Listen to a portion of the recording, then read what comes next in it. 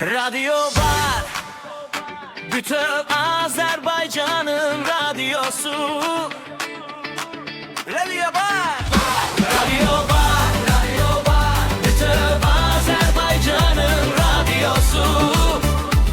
Dinle, hisset, bizimle ol.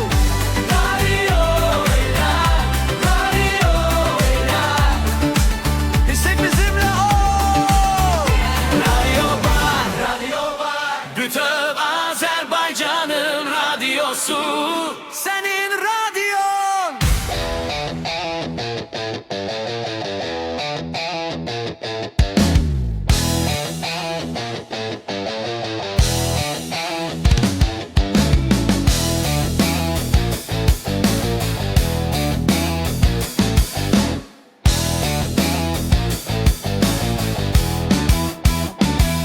Azərbaycan, bu adda vətənim var mənim. Azərbaycan, igid oğulların düşmənə olub qənim. Bu ad zalıma qorxu, bu ad dosta fəxarət, bu ad kainatdır, başdan başa səxavət. Sənin adın Nəsimi, senin adın Nizami, senin adın Korkut'tur, senin adın Füzuli.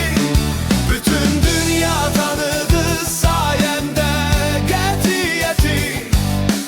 Sen uludan ulusan, sen ebedi daimi.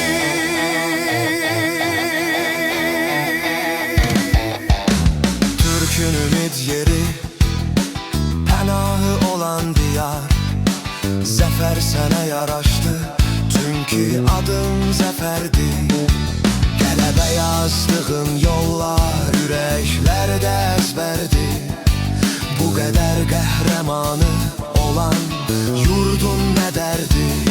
Azərbaycan, bu ad böyük, bu ad sonsuz əbədi.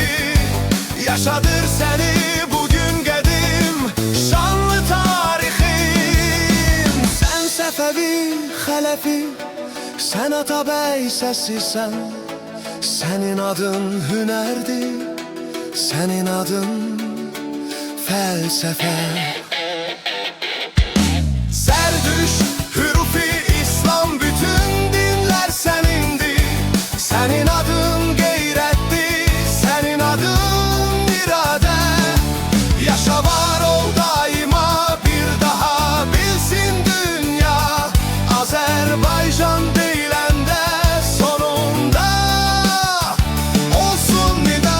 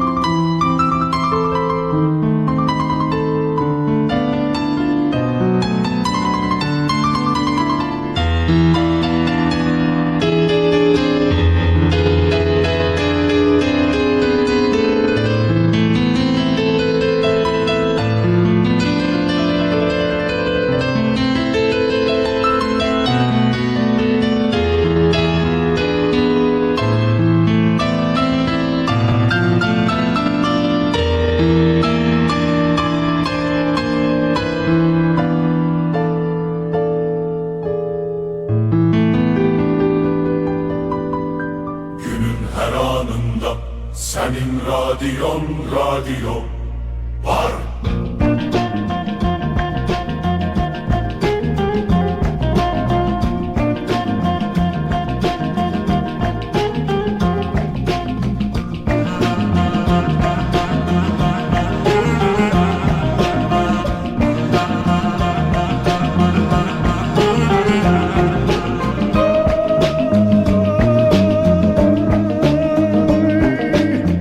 Kime desem derdini ben bulutlar, bizi dost bildiklerimiz vurdular. Bir de gurbet yarası var hepsinden derin. Söyleyin memleketten bir haber mi var? Yoksa yarın gözyaşları bu yağmurlar? Söyleyin memleketten bir haber mi var? Yoksa yarın gözyaşları bu yağmurlar? İçerim yanıyor yar yar yaram beklerim. Bana nazlı yardan aman bir haber ver. İçerim yanıyor yar yar yaram beklerim. Bana nazlı yardan aman bir haber ver.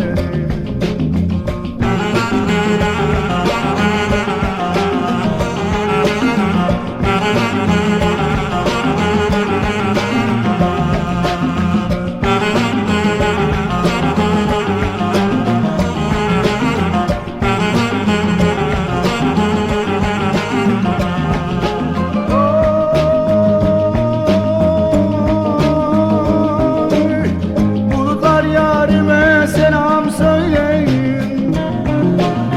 Kavuşma günümüz yakınmış deyin. Felek yardan ırak koyduysa bizi, gurbet ilde bir başıma neyleyim? Yardan ırak yaşanır mı söyleyin. Gurbet ilde bir başıma neyleyim? Yardan ırak yaşanır mı söyleyin. İçerim yanıyor yar yar yaram beklerim. Bana nazlı yardan aman bir haber verin. İçerim yanıyor yar yar yaram beklerim. Bana nazlı yardan aman bir haber verin.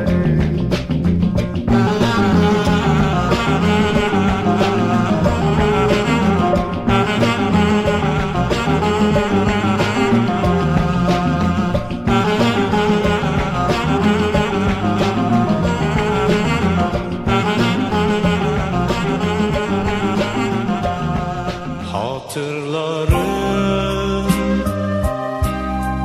bugün gibi sessiz geçen son geceyi. Başım öne eğik bir suçlu gibi bana verdiğin hediyeyi. İki küçük kol düğmesi, bütün bir Big Ağız. aşk hikayesi. İki düğme, iki ayrı kolda, bizim gibi ayrı yolda. Akşam olunca sustururum herkesi, her şeyi. Gelir kol düğmelerimin birleşme saati. Usul usul çıkarır koyarım kutuya yan yana. Bitsin bu işkence, kalsınlar bir arada. Heyhat sabah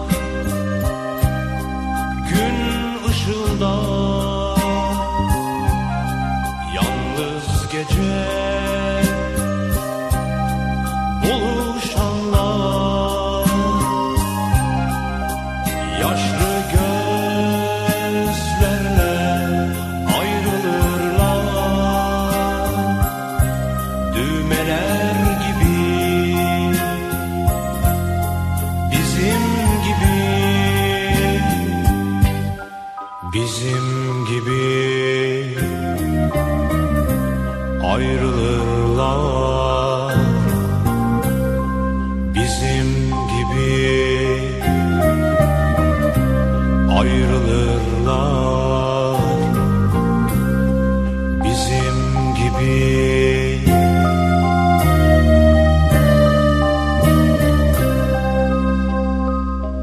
Ayrılırlar.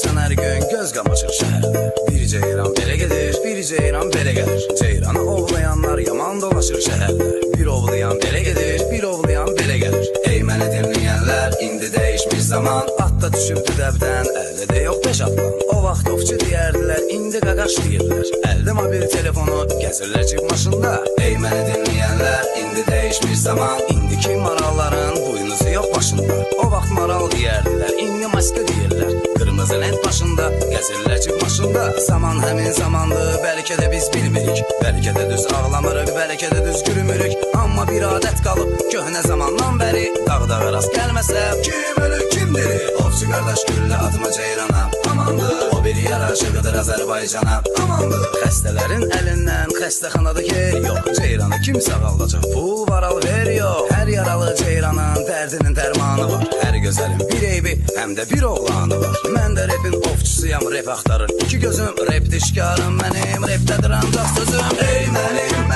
vur mələyim. Yox desələ gər dayanar ürəyim. Ey mənim, gülüm çiçəyim. Gül bağında mən sənsiz neyləyim. Ey mənim, vur mələyim.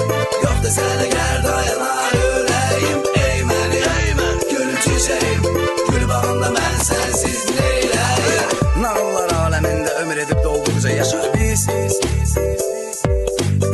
Bu nağıldır ya da gerçək ya reallıqdır bilirsiniz. Bilirsiniz ki nağıllarda gecə qarışır gündüzə, yaxud bu olaylarda olur çox. Bizim nağıllarda isə nə ceyran qalıb, nə maral, sanki bunlar olmayıb heç yox. Maralı axtaran kimi üzünü tutur qaçmağa, elə ki gülləyə tuş gəlir başlayır yalvarmağa. Aman ovçu vurma məni, mən bu dağın ay gülüm maralıyam. Ovçu qardaş marallar çoxdur bizim şəhərdə. Hər ovçu öz maralını axtarır ki bir gün tapar. Maral gəzdiyi dağlar yoxdur bizim şəhərdə. Maral gəzdiyi yerlər restoran ya da barlar. Neyləsi yazıq ovçu axtarır öz ceyranın. Ceyran isə şəhərdə axtarır öz ceyranın. Hər ovçunun varıdır öz ovu öz qisməti. Ovçu odur əlindən verməsin bu fürsəti. Mən də bir dənə ovçuyam, axtarıb şikarımı. Hardasan ey ceyranım, axtarıram mən səni. Nə olar ay Allah, bir gün tapsaydım yarımı. Açardım öz ürəyimi, deyərdim bu kəlməni. Ey mənim, vur mələyim. Yox desənə gər dayanar ürəyim. Ey mənim, gülüm çiçəyim. Gül bağında mən sənsiz neyləyim. Ey mənim, vur mələyim. Yox desənə gər dayanar ürəyim. Ey mənim, gülüm çiçəyim. Gül bağında mən sənsiz neyləyim. Ey mənim, vur mələyim. Yox desənə gər dayanar ürəyim. Ey mənim, gülüm çiçəyim. Gül bağında mən sənsiz neyləyim. Ey mənim, vur mələyim. Yox desənə gər dayanar ürəyim. Ey mənim, gülüm çiçəyim. Gül bağında mən sənsiz neyləyim.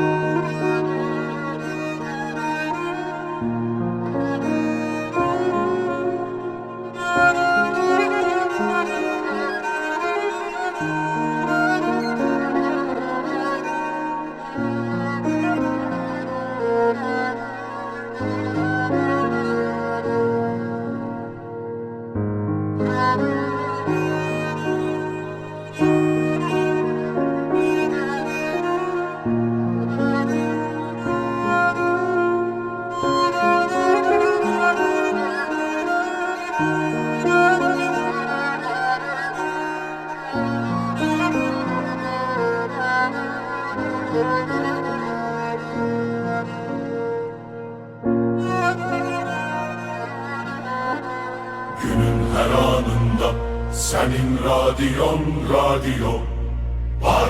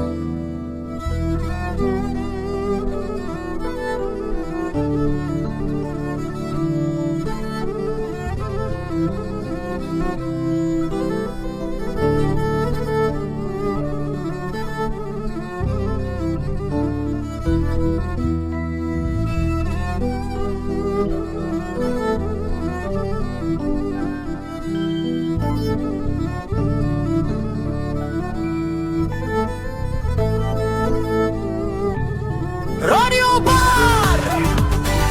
Bütün Azerbaycan'ın radyosu! Yerli hitler, dünyanın sevilen mahnıları, vətən sevgisini yaşadan nəmələr, tariximizi yaşadan maraqlı proqramlar. Radyo Bar, bütün Azerbaycan'ın radyosu. Dinle, hisset, bizimle ol.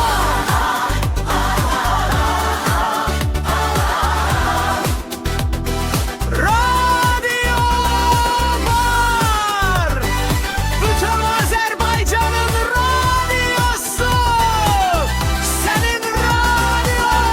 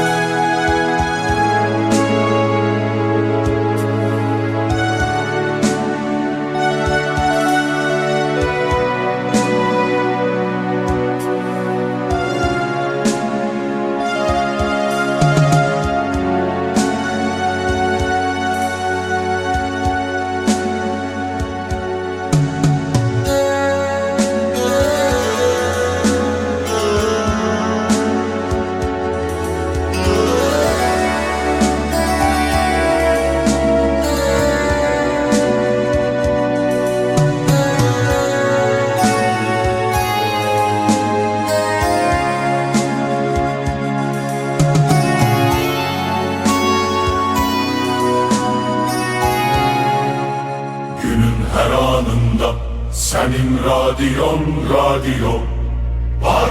Bütöv Azərbaycan Radyosunda Səsli Kitab layihəsi.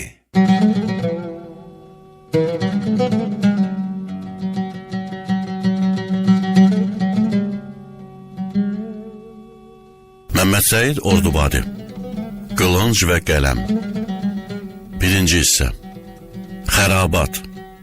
Öz evlərinə qapanıb xısın-xısın ağlayanların sayı küçələrə çıxıb şadlıq eləyənlərin sayından bir neçə qat artıq idi.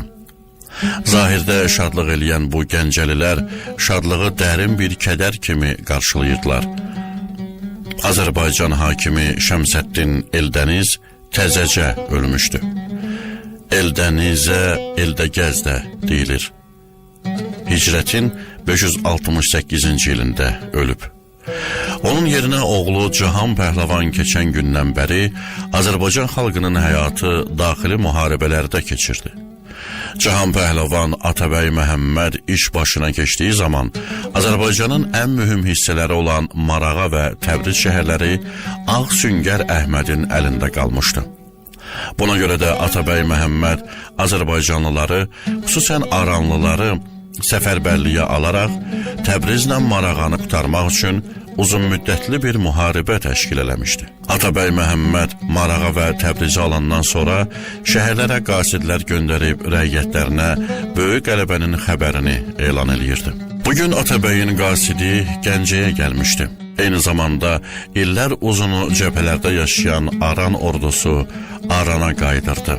Gəncə hakimi Əmir İnanc bu qələbənin böyük bir şadlıqla qarşılanması üçün Gəncə xalqına qəti fərman vermişdi. Xalq cəbhədən qalib bir surətdə qayıdan ordunu qarşılamaq üçün küçələrə çıxmışdı. Lakin çoxları öz oğul və qardaşlarını qalib qayıdan ordunun cərgəsində görmürdü.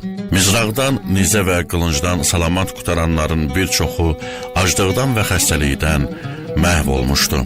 Matəm və kədəri qələbənin saxta və aldadıcı pərdəsi ilə gizlətməyə çalışanlar küçələrdə böyük bir fəaliyyət göstərirdilər. Nə ağlamağa, nə də ölənlərdən danışmağa imkan var idi. Bu barədə Gəncə hakimi qəti tapşırıq vermişdi. Gəncə xalqına ancaq küçələrə çıxmaq və yaşasın Atabəy Məhəmməd, yaşasın zəfər deyə qışqırmaq icazəsi verilmişdi. Qəlbində ağlayanların hamısı yuxarıdakı kəlmələri təkrar eləyir və qışqırırdı. Çünki bu kəlmələri təkrar eləməyənlər təqib edilir və adları siyahıya alınıb hökumətə təqdim olunurdu. Evindən çıxmayanlar ağac və qamçı zərbələri altında küçələrə çıxarılırdı. Əynində təzə paltarı olmayanlar geri qaytarılır və təzə paltar geyindikdən sonra təkrar küçələrə çıxarılırdı. Ruhanilər, xətiblər dəstələrin qabağına düşüb, Quranda yazılan zəfər ayələrini bir-birinin dalınca oxuyurdular. Hər kəs hökumət məmurlarının yanından keçdiyi zaman özünü şad göstərməyə və kədərini gizlətməyə çalışırdı. Lakin hər kəs yaşasın zəfər sözünü ancaq hökumət məmurlarının və hökumətə casusluq eləyənlərin yanından keçəndə qışqırırdı. Minlərcə Azərbaycanlının məhvi üzərində qurulmuş olan bu qələbənin bütün xalqın yox, ancaq bir nəfərin qələbəsi olduğunu xalqın simasından sezmək olurdu. Küçələrə çıxanların içərisində iki gənc, İlyasla Fəxrəddin də var idi. Gəncə mühitini titrədən bu süni şadlığı görüncə, bu iki yoldaşın ürəyində Atabəy Məhəmmədə və onun Gəncə hakimi Əmir İnanca qarşı dərin bir nifrət oyandı. Gənc İlyas küçələrdən sel kimi axıb Məlikşah meydanına tərəf gedən xalqı Fəxrəddinə göstərib dedi: "Sən mənə boğazdan yuxarı yaşasın deyən bu xalqın içərisində bir nəfər də olsa xoşbəxt olan və Atabəy Məhəmmədin xoşbəxt olmasını istəyən adam göstərə bilərsənmi?" Fəxrəddin çox yavaşdan cavab verdi: "Öz hökmranlığını möhkəmlətmək üçün onlar nə İraqlılardan, nə də İranlılardan istifadə eləyə bilərdilər. Buna görə də hər bir müharibədə Azərbaycanlılar iştirak eləməli və məhv olmalıdırlar." Gənc İlyas ətrafını gözdən keçirərək yavaşdan dedi: "Azərbaycan xalqı qırılıb azaldıqca məmləkətdə ərəb, fars nüfuzu çoxalmaqdadır." İlyasla Fəxrəddin bu sözləri danışa-danışa Toğrulbəy küçəsindən El Arslan və Məsudiyyə küçələrinə girir və Sultan Səncər Camiyəsinin qarşısındakı Məlikşah meydanına yaxınlaşırdılar. Əhali meydanda durub Gəncə xətibinin gəlməsini gözləyirdi. İlyasla Fəxrəddin də məscidin qapısı qarşısındakı hovuzun yanında dayandılar və cəmaata qoşulub xətibi gözləməyə başladılar. Fəxrəddin fikirli halda başını qaldırıb İlyasa dedi: "Bəli, indi bu saat gələcək. Təbriz və Marağa fəthini elan eləyəcək. Əvvəlcə xəlifənin, sonra da Toğrul və Atabəy Məhəmmədin adına xütbə oxuyacaqdır. Eyni zamanda təzə bir müsibətin elanını da verəcəkdir." İlyas Fəxrəddinə əyri bir nəzərlə baxıb soruşdu: "Nə kimi müsibət?" "Atabəy Rey məmləkətinə hücum eləməyə hazırlaşır. Rey hakimi Səlcuqilər zamanından bəri Atabəylərə verdiyi vergidən boyun qaçırıb. Lakin bu müharibə qorxulu bir müharibədir. Çünki Rey hakimi öz ağzı ilə yox, Xarəzm şahlarının ağzı ilə danışır.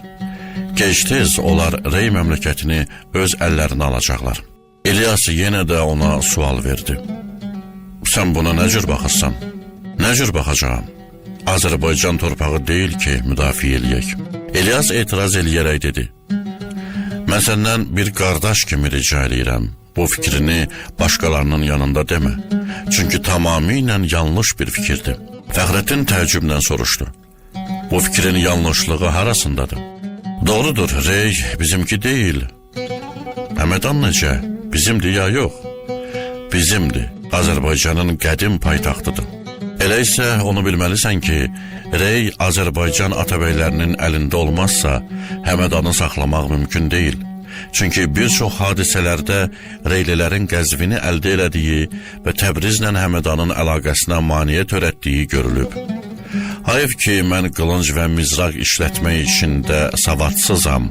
Buna görə də sənə bir məsləhət görəcəyəm. İndiki qılınc və mizraq işlətməyə, ox və kaman işləri ilə məşğul olmağa həvəsim var, onları yaxşı öyrən. Mən də qələm işlərində yüksək mərtəbə əldə eləməyə çalışacağım. Bunların ikisi də bizə lazımdır. İlyasla Fəxrəddin bu söhbətləri eləyərkən, Gəncə xətibi öz müridləri ilə, Gəncə hakimi Əmir İnanc da öz əskər və qulamları ilə bərabər Məlikşah meydanına daxil oldular. Lakin bunlar xalq tərəfindən çox da təntənə ilə qarşılanmadılar. İlyasla Fəxrəddin də əhaliyə qoşulub Səncər məscidinə daxil oldular. Xətib minbərə çıxıb birinci növbədə Atabəy Məhəmmədin Marağa və Təbriz altındakı müharibələrdə qazandığı qələbənin xəbərini verdi. Lakin bu xəbər xalqı tərpədə bilmədi. Əhali bu xəbəri çox soyuqqanlılıqla qarşıladı. Xətib xəlifə və Atabəy Məhəmmədə dua elədiyi zamanda da xalqın bu iki ada qarşı bəslədiyi mənfi münasibət bir daha özünü göstərmiş oldu. Dualara qarşı deyilən amin, amin kəlmələri də ürəklərdən yox, boğazlardan çıxırdı. Amin səsləri o qədər zəif idi ki, camiyənin mərmər sütunları və qövsi tağları altında itib gedirdi. Ürəkdən amin deyənlər ancaq xətibin müridləri və Əmir İnancın nökərləri idi. Bu vəziyyət həm Gəncə xətibinə, həm də Əmir İnanca çox pis təsir bağışladı. Əmir İnanc xalqın soyuq münasibətini hiss eləyincə başını uzadıb Gəncə xətibinin qulağına nə isə pıçıldadı. Bu anda Fəxrəddin də ağzını İlyasın qulağına uzadıb vəffəqiyyət, xalqdakı dönüşü hiss eləyirsən? Buna haramzadə hakim də hiss elədi. Xətibin qulağına şübhəsiz ki, bu barədə pıçıldadı, dedi. Əmir İnanc xətibin qulağına pıçıldadıqdan sonra xətib təzə səfərbərlik haqqında bir söz danışmayaraq xütbəsini bitirdi. Xətib minbərdən yerə düşməmiş, əhali hakimi və xətibi gözləməyərək məsciddən çıxdı. Bu hadisə də Əmir İnanca və Gəncə xətibinə qarşı bir hörmətsizlik kimi nümayiş edildi. Meydanda yığılan xalq bu barədə danışmağa və pıçıldaşmağa başladı. Məscidin qapısında əmir və onun əyanları üçün yəhəllənmiş atlar saxlandığı kimi, xətibin müridləri də ağ ulaqları hazır saxlamışlar. Xətiblə əmir məsciddən meydana çıxdıqları zaman yenə də pıçıldaşmaqda davam eləyirdilər. Əmir xətibi olan hörmətini meydanda yığılan əhaliyə göstərmək üçün uzunqulağın üzəngisindən tutub xətibi mindirdi. Sonra isə özü atına minib yola düşdü. Əmiri atlı nökərlər, əyanlar, xətibi isə yüzlərcə müridləri piyada olaraq müşayiət eləyirdi. Küçələr yol ver, çəkil, başını əy səsləri ilə dolmuşdu. Əmir İnanc Gəncə xətibini və Gəncənin əyanlarını Atabəy Məhəmmədin qələbə bayramı şərəfinə düzəlmiş ziyafətə dəvət eləmişdi. Buna görə də şəhərin əyanları və xətibin müridləri xətibin və əmirin dalınca gedirdilər. Təntənə ilə keçən bu dəstə hökumət sarayına getmək üçün yaxın bir yol seçməyə məcbur idi. Onlar Xərabat küçəsinin tinindən keçərək Əl-Mənsur küçəsi ilə başı yuxarı qalxmalı idi. Dəstələr birdən-birə dayandı. Keçməyə yol yox idi. Pir Osman küçəsindən gələn dəstə Xərabat məhəlləsinin tinində durub 2 mərtəbəli köşkün pəncərəsindən eşidilən musiqi və nəğmələri dinləyir və başqa küçələrdən gəlib keçmək istəyənlərə yol vermirdi. Əmir atının, Gəncə xətibi isə uzunqulağının cilovunu çəkib dayandı.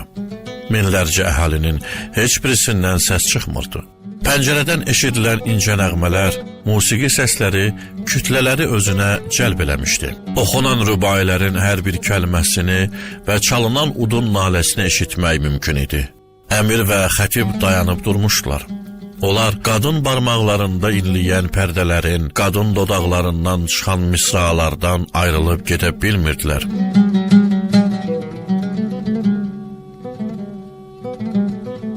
Onlar da pəncərədən eşidilən səsləri öz qanına yeritmək və onu öz ruhunda həzm eləmək üçün bütün varlıqları ilə qulaq asırdılar. Məmməd Səid Ordubadi, Qılınc və Qələm, 1-ci hissə.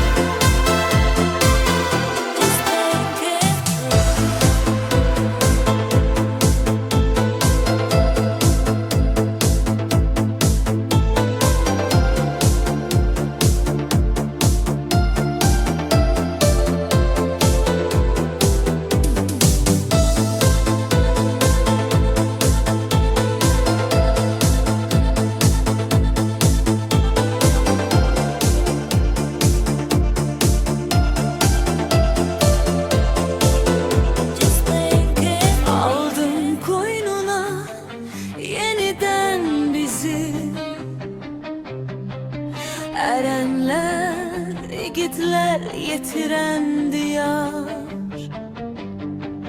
kalmadı üstünde namerdin izi. Torpağın mesuttur ey ulu diyar. Aslan tek dövüştü cesur erenler. Qarabağ Azərbaycandır diyenler. Namerdin başını daşla ezenler. Xilas etti seni hain düşmenden. İşgal yaşından astı yaşımız, yolunda kurbandı birce başımız. Düşmenin başına değdi taşımız, artık müstakil sen ey aziz diyar. Qarabağ adını qara yazdılar, illərlə torpağımda at oynadı bastılar. Yal gedib şərab içib sərvətini qazdılar. Gedim yurdum sen azatsan ebedi. Kan kusturduk o düşmene bu defa. Haram oldu bu torpağın havası. Cengi çaldı haklı haksız davası. Mert namerdi yere serdi bu defa. Şuşa galasına sancıldı bayrak. Düşman arkaya bakmadan kaçtı. İki doğularım berk haykırarak dünyaya yeni bir tarihin sayfasını açtı. Senden ötürü can vermeye cümle hazırız diyen oğulların çoktu tükenmez.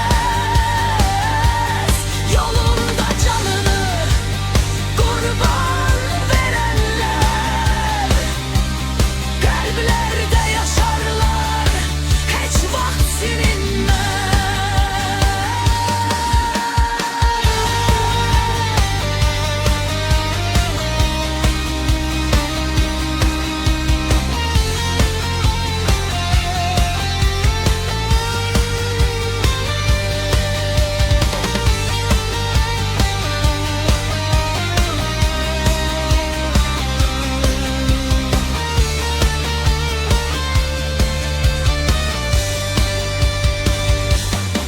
Dünya görmemişti bu cür gayreti. Taşıdın çiğninde şehit kardeşim. Sıldırım kayanı ezimle kalktım. Tarih oldum, tarih yazdım. Şehit kardeşim.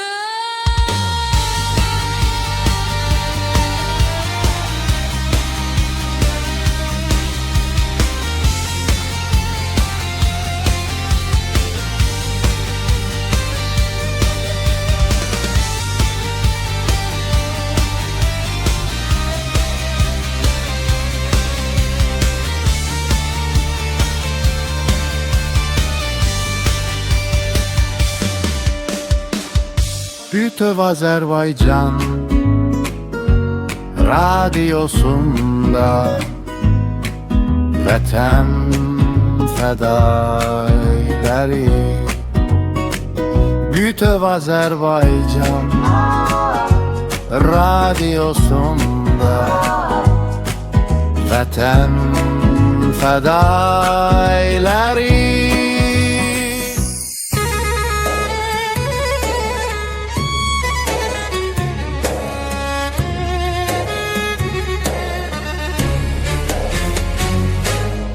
Hörmətli dinləyicilər, gözəl mahnıların ardınca yenidən studiyamızdayıq. 29 yanvar 2008-ci ildə Azərbaycan Hərbi Hava Qüvvələrinə məxsus MiG-29 döyüş təyyarəsi təlim uçuşu zamanı qəziyə uğrayıb.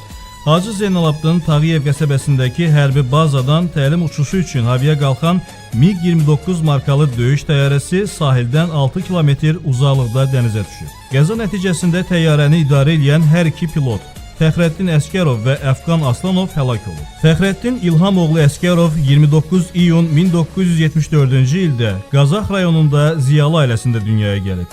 O, orta təhsilini Qazax rayon 2 saylı tam orta məktəbində alıb. Məktəbi yüksək qiymətlərlə oxuyub, yüksək intellektual səviyyəsinə görə hər zaman yaşıdlarından seçilib. Yuxarı sinifdə oxuyanda könüllü kimi Qazax rayonunun kəndləri uğrunda gedən döyüşlərdə iştirak edib. Onun vətəninə olan bu sevgisi sonralar hərbiçi olmaq istəyi ilə nəticələnib. 1992-ci ildə Azərbaycan Ali Hərbi Təyyarəçilik Məktəbinə sənədlərini vermiş və müsabiqə yolu ilə seçilərək Türkiyə Respublikasının Hərbi Təyyarəçilik Məktəbinə təhsil alması üçün göndərilmişdi. 1996-cı ildə təyyarəçi ixtisasına yiyələnərək təhsil ocağını yüksək nəticələrlə bitirmişdi. O, 1996-cı ildən təyyarəçi kimi hərbi xidmətə başlayıb, əldə etdiyi bilik və bacarıqları sayəsində 31 yaşında 2005-ci il dekabrın 13-də polkovnik leytenant rütbəsinə qədər yüksəlib. Təyyarəçi kimi xidmət etdiyi dövrdə müxtəlif tipli təlim və döyüş təyyarələrini idarə etməyi qısa müddətdə mənimsəyərək ölkəmizin gənc təyyarəçilərinin yetişdirilməsində fəal iştirak edib. Qısa zaman ərzində təcrübəli təyyarəçilər sırasına və qərargah rəisi, hərbi hissə komandirinin müavini vəzifəsinə yüksələn Fəxrəddin Əskərov Azərbaycan ordusunda keçirilən paradda Azərbaycan bayrağını vətən səmasına çəkən ilk pilotlarımızdan olub. Xidmət etdiyi müddət ərzində 2003-cü ilin iyun ayının 24-də Azərbaycan Respublikasının prezidenti tərəfindən hərbi xidmətlərə görə medalı, 2004-cü il iyunun 25-də Azərbaycan Respublikası Müdafiə Naziri tərəfindən Azərbaycan Respublikası Silahlı Qüvvələrinin yubiley medalı. Elə həmin tarixdə hərbi xidmətdə fərqlənməyə görə 3-cü dərəcəli medalı ilə təltif olunmuşdur. Mərhum polkovnik leytenant Fəxrəddin Əskərov 2008-ci il yanvarın 29-da hərbi hissənin döyüş hazırlığı planına əsasən kapitan Əfqan Əskərovla birlikdə MiG-29 təyyarəsi ilə təlim məşq uçuşları zamanı Xızı rayonu Şurabaq kəndi istiqamətində təyyarənin Xəzər dənizinə düşməsi nəticəsində aviasiya qəzasında həlak olub. 27 gün ərzində aparılan axtarışlar nəticəsində təyyarənin yeri müəyyən edilərək çıxarılmasına baxmayaraq, mərhum Fəxrəddin Əskərovun nəşi tapılmamışdı. Məlum olmuşdur ki, o katapultdan istifadə etməyib. Ölümü xidməti vəzifəsinin icrası ilə bağlıdır. Həyatını Azərbaycan Hərbi Hava Qüvvələrinin inkişafına həsr edən pilot 33 yaşında sözün hər mənasında canını vətən uğrunda fəda etmişdi. 16 fevral 2022-ci il tarixində Prezident İlham Əliyevin sərəncamı ilə Fəxrəddin Əskərova şəhidlik, ailəsinə isə şəhid ailəsi statusu verilib. Fəxrəddin Əskərov evli və vətənə yadigar 2 övlad atası idi. Şəhid pilot Fəxrəddin Əskərovun xoş xatirələri daima bizim qəlbimizdə yaşayacaq və onun keçdiyi nümunəvi xidməti fəaliyyəti gənc nəsil üçün örnək olacaqdır.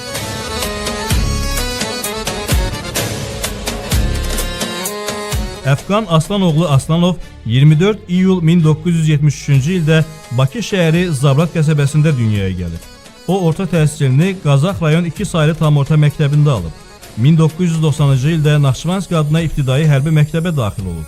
1994-cü ildə uçuş hazırlığı təlim mərkəzinə qəbul olmuş və təyyarəçi ixtisası üzrə təhsil almışdı. 1997-ci ildə təyyarəçi ixtisasına yiyələnərək Kürdəmir rayonunda yerləşən en saylı hərbi hissəyə təyinat almışdı. O, 1997-ci ildən təyyarəçi kimi hərbi xidmətə başlayıb. Əldə etdiyi bilik və bacarıqları sayəsində 2000-ci ildə aviasiya manqasının komandiri vəzifəsinə təyin olunub. Təyyarəçi kimi xidmət etdiyi dövrdə müxtəlif tipli döyüş təyyarələrini idarə etməyi öyrənib. Xidmət etdiyi müddətdə 2005-ci il iyun ayının 26-sında Azərbaycan Respublikası Müdafiə Naziri tərəfindən qüsursuz xidmətə görə 3-cü dərəcəli medal, 2006-cı il iyunun 15-də isə Azərbaycan Respublikası Silahlı Qüvvələrinin yubiley medalı ilə təltif olunub. Mərhum kapitan Əfqan Aslanov 2008-ci il yanvarın 29-da hərbi hissənin döyüş hazırlığı planına əsasən polkovnik leytenant Fəxrəddin Əskərovla birlikdə MiG-29 təyyarəsi ilə təlim məşq uçuşları zamanı Xızı rayonu Şurabaq kəndi istiqamətində təyyarənin Xəzər dənizinə düşməsi nəticəsində aviasiya qəzasında həlak olub. 27 gün ərzində aparılan axtarışlar nəticəsində təyyarənin yeri müəyyən edilərək nəşi tapılıb. Məlum olub ki, o katapultdan istifadə etməyib. Ölümü xidməti vəzifəsinin icrası ilə bağlıdır. 2008-ci il fevral ayının 25-də o 2-ci Fəxri Xiyabanda dəfn olunub. Əfqan Aslanov evli və vətənə yadigar 2 övlad atası idi. Şəhid pilot Əfqan Aslanovun xoş xatirələri daima bizim qəlbimizdə yaşayacaq və onun keçdiyi nümunəvi xidməti fəaliyyəti gənc nəsil üçün örnək olacaqdır.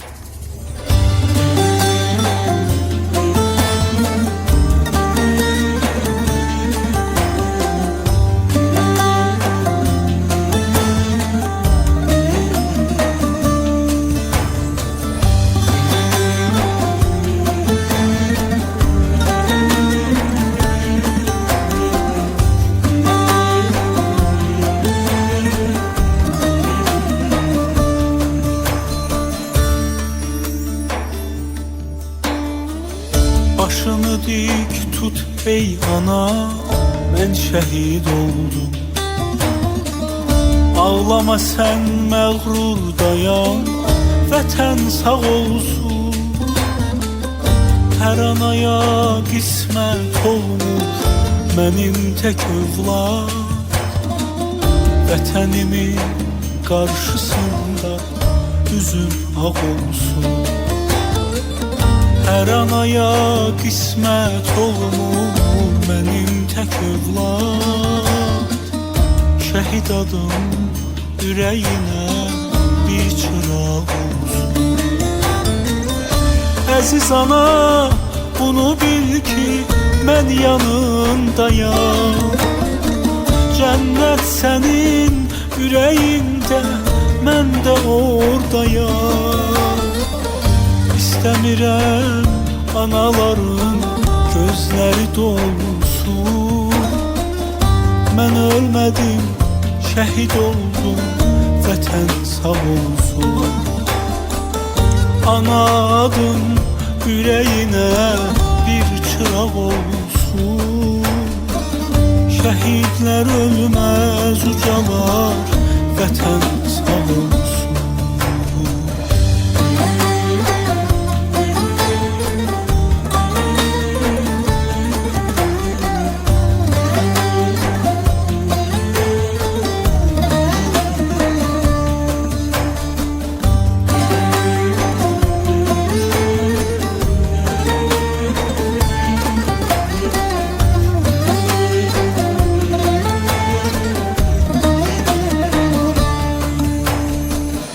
Ana sənin ətrin gəlir, buralar yazdı. İgid oğlum tarixlərə adını yazdı. İndi vətən qürur duyur oğullarıyla. Qisasını aldı yurdum şəhid qanıyla. İndi vətən qürur duyur oğullarıyla. Qisasını aldı yurdum şəhid qanıyla. Əziz ana, bunu bil ki, mən yanındayam. Cənnət sənin ürəyində, mən də oradayam. İstəmirəm anaların gözləri dolsun. Mən ölmədim, şəhid oldum, vətən sağ olsun. Ana adım ürəyinə bir çıraq olsun. Şəhidlər ölməz ucalar, vətən sağ olsun.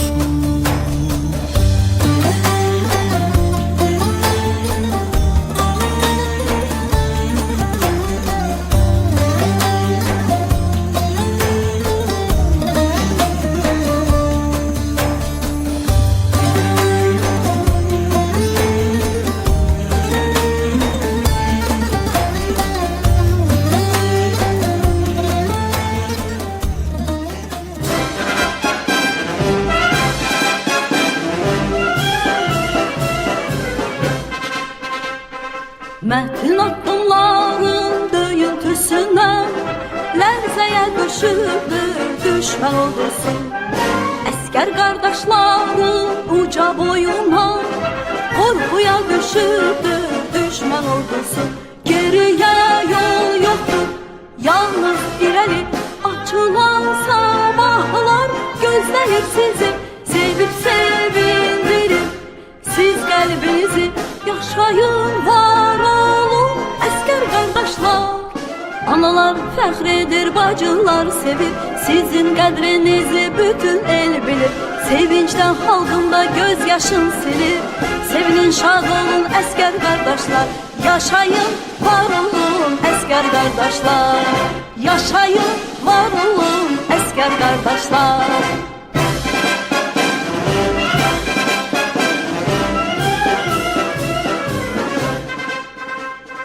Ürək döyüntüsü, qəlb çırpıntısı, qaranlıq gecədir, tez açılmasın.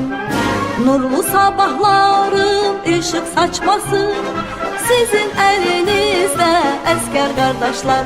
Geriyə yol yoxdur, yalnız irəli açılan sabahlar gözləyir sizi, sevib sevindirir. Siz qəlbinizi yaşayın, var olun əskər qardaşlar. Analar fəxr edir, bacılar sevir, sizin qədrinizi bütün el bilir. Sevincdən xalqımda göz yaşın silir. Sevinin, şad olun əskər qardaşlar. Yaşayın, var olun əskər qardaşlar. Yaşayın, var olun əskər qardaşlar. Yaşayın, var olun əskər qardaşlar. Radyo Bar! Bütün Azerbaycan'ın radyosu! Yerli hitler, dünyanın sevilen mahnıları, vətən sevgisini yaşadan nəmələr, tariximizi yaşadan maraqlı proqramlar.